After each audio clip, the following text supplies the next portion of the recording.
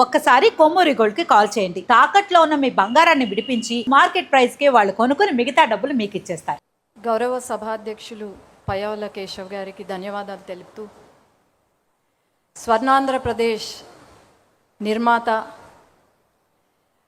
అభివృద్ధికి care of address, అలాగే దేశ రాజకీయాల్లోనే కింగ్ మేకర్గా మన పార్టీ అధినేత గౌరవనీయులు ముఖ్యమంత్రి గారు నారా చంద్రబాబు నాయుడు గారికి, అట్లాగే యువ నాయకులు మన party working president Nara Lokesh అన్న గారికి, వేదికపై ఉన్న పెద్దలకి, అట్లాగే దేశ విదేశాల నుండి ఈ మహాసభను వీక్షిస్తున్న ప్రతి ఒక్క పసుపు సైన్యానికి నమస్కారాలు తెలియజేసుకుంటూ, మహానాడు ఒక సామాన్య సభ కాదు, పసుపు సైన్యం యొక్క గర్జన ఇది. అట్లాగే కోట్లాది మంది తెలుగు ప్రజల ఆశా సముద్రం. ఈ మహానాడు కేవలం మన పాస్ట్ని గుర్తు చేసుకోవడం ఒకటే కాకుండా భవిష్యత్తుని కూడా నిర్ణయించే ఒక మహా సంకల్ప సభ. ప్రతి ఒక్క పసుపు కార్యకర్తకు ఈరోజు ఒక కనుల పండుగ మాదిరి.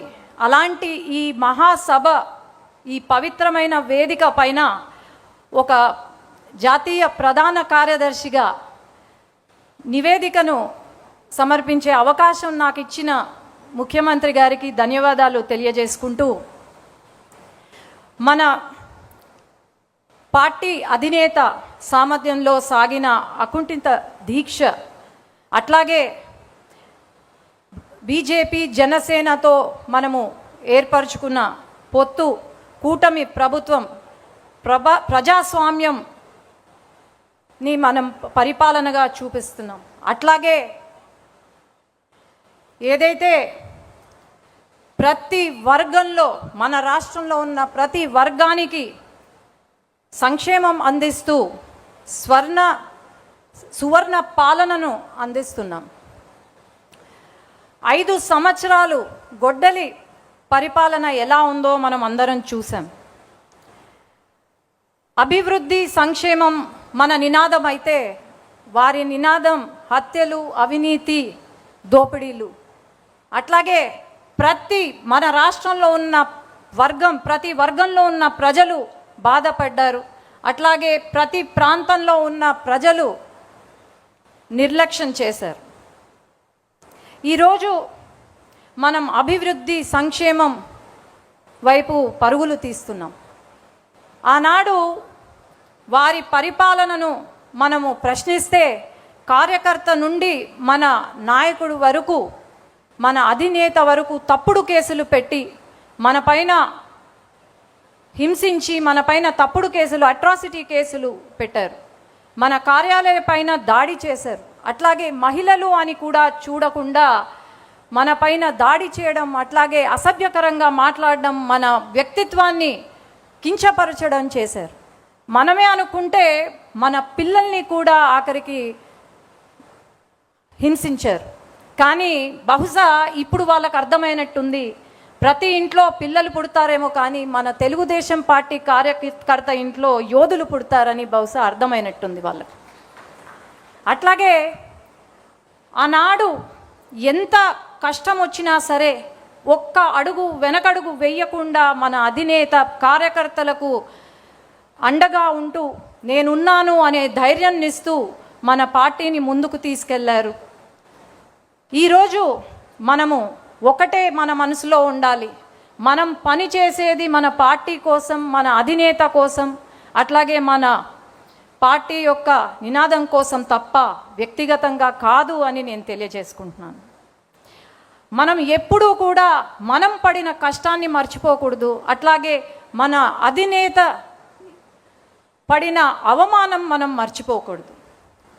ఎప్పుడూ కూడా ప్రతి ఒక్కరం కాలరెత్తి గర్వంగా చెప్పుకునే ఒక రోజు వస్తే, మన ప్రాణం ఉన్నంత వరకు మనం తెలుగుదేశం పార్టీ కార్యకర్త అని ధైర్యంగా చెప్పుకోవాలి.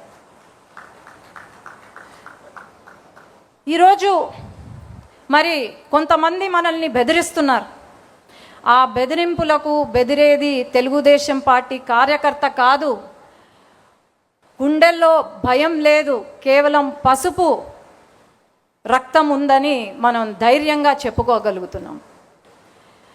ఈరోజు బెదిరిస్తున్నారు అంటే మనం చెప్పాల్సింది ఒకటే, మనము మన కార్యకర్తగా వెనగడుగు వేసేది లేదు, తల దించేది లేదు, వెన్ను వంచేది లేదు.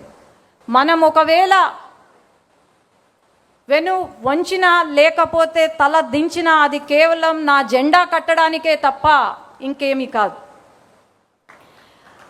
ఈ వేదిక నుండి తెలంగాణ కొన్ని దురదృష్టవశాత్తు మనం ఓటమి చెందాం. అట్లాగే తెలంగాణ నాయకులు ఎవరైతే ఉన్నారో వాళ్ళు కార్యకర్తలను కలిసిమెలిసి ప్రయాణం చేస్తూ అక్కడ అట్లాగే ప్రతి క్షణం మన సమస్యల పైన, తెలంగాణ రాష్ట్రంలో ఉన్న సమస్యల పైన పోరాడుతూ ఉన్న మన నాయకులను ఈ సభ ద్వారా అభినందన చేస్తున్నాం. అట్లాగే ఈరోజు గల్లీ నుండి ఢిల్లీ వరకు మన జెండా ఎగురుతుంది. మన తెలుగుదేశం పార్టీ, మన తెలుగు ప్రజల ఆత్మగౌరవాన్ని నిలుపుతున్నాం, తెలుగు గళాన్ని వినిపిస్తున్నాం. అండమాన్ దీవుల నుండి కూడా మన తెలుగుదేశం పార్టీ జెండా రెపరెపలాడుతుంది. ఎప్పుడు కూడా దేశంలో గళం వినిపించిందే తప్ప ఎప్పుడు కూడా వెనకడుగు వేయలేదు. మనం సూపర్ హిట్, ఈ 2 సంవత్సరాల పాలనలో సూపర్ 6ని సూపర్ హిట్ చేశాం. దీపం 2 పథకం కింద 3 గ్యాస్ సిలిండర్లు ఇస్తున్నాం. తల్లికి వందనం, ఫ్రీగా బస్ సర్వీస్, అట్లాగే రైతులను ఆదుకుంటున్నాం. ప్రతి ఒక్కరి ఇంట్లో వెలుగులు తీసుకొస్తున్నాం. ప్రతి వర్గం, ప్రతి కులం, ప్రతి మతానికి న్యాయం చేస్తుంది మన కూటమి ప్రభుత్వం. ఈరోజు అభివృద్ధే కాకుండా, సంక్షేమమే కాకుండా అభివృద్ధి వైపు పరుగులు తీస్తున్నాం. నారా లోకేష్ అన్న గారి కోరిక 24 లక్షల జాబులు యువతకు అందించాలని, ఆ కోరిక కూడా త్వరలో నెరవేరబోతుంది. యువత భవిష్యత్తు అంటనే గుర్తుకొచ్చే పేరు నారా లోకేష్ అన్న. అట్లాగే తెలుగుదేశం సింహానికి శక్తి గర్జన ఎలా అవుతుందో మన తెలుగుదేశం పార్టీకి శక్తి నారా లోకేష్ అన్న అని నేను గర్వంగా చెప్పుకోగలుగుతున్నాను. ఈరోజు రాష్ట్రంలో 2 సంవత్సరాల కాలంలో 23 లక్షల కోట్లతో పెట్టుబడులు తీసుకొచ్చాం. దాదాపు 800 పైన కంపెనీలకు ఏదో ఒక రోజు, ప్రతిరోజు శంకుస్థాపనలు కానీ ప్రారంభోత్సవం కానీ జరుగుతూనే ఉంది. కానీ గొడ్డలి పార్టీ సమయంలో ఒక్క కంపెనీ కూడా రాలేదు అని నేను చెప్తున్నాను. అట్లాగే సంక్షేమం, అభివృద్ధి, జాబ్సే కాకుండా ఒక పక్క ఇరిగేషన్ ప్రాజెక్ట్స్ని పూర్తి చేస్తున్నాం. శాంతి భద్రతను మనము చూసుకుంటున్నాము. ఇలా చేసుకుంటూ పోయి 5 సంవత్సరాల కాలంలో మనం అనుకున్న టార్గెట్ రీచ్ అవ్వబోతున్నాం. అలాగే నా స్పీచ్ కంప్లీట్ చేసే ముందు యువగలం పాదయాత్ర గురించి చెప్పాలి. ఆనాడు యువగలం పాదయాత్ర ద్వారా లోకేష్ అన్న ట్రైలర్ చూపిస్తే ఈరోజు ప్రజలే సినిమా చూపించారు మన గొడ్డలి పార్టీకి. ఆనాడు ప్రతి అడుగున అడ్డంకులే, ఆ అడుగులు ఈరోజు శక్తిగా మారి, ఆనాడు యువగలం అడుగులే ఈరోజు శక్తిగా మారాయని గర్వంగా చెప్తున్నాను. అట్లాగే ఈరోజు ఈ పవిత్ర సమయాన ఈ మహాసభ ముందు 7 ముఖ్యమైన చరిత్రాత్మక నిర్ణయాలను ఉంచుతున్నాను. అధినేత నాయకత్వంలో మరో ఆలోచనకు తావివ్వకుండా తెలుగుదేశం పతాకం నిరంతరం రెపరెపలాడేలా ముందుకు సాగాలి. ప్రజా శ్రేయస్సే లక్ష్యంగా నడుం బిగించి ప్రభుత్వానికి అండగా నిలవాలి. ప్రత్యర్థుల దుష్ప్రచారాన్ని గ్రామ స్థాయి నుండి రాష్ట్ర స్థాయి వరకు బలంగా తిప్పికొట్టాలి. మన ప్రభుత్వం చేపడుతున్న అభివృద్ధి సంక్షేమాలను ప్రజాక్షేత్రంలోని బలంగా తీసుకెళ్లాలి. ఆధునీకరించబడిన పార్టీ సిద్ధాంతాలను ప్రతి కార్యకర్త చిత్తశుద్ధితో ప్రజల్లోకి తీసుకెళ్లి ప్రచారం చేయాలి. మన రాజకీయ ప్రత్యర్థి జిత్తులమారి నక్క లాంటివాడు.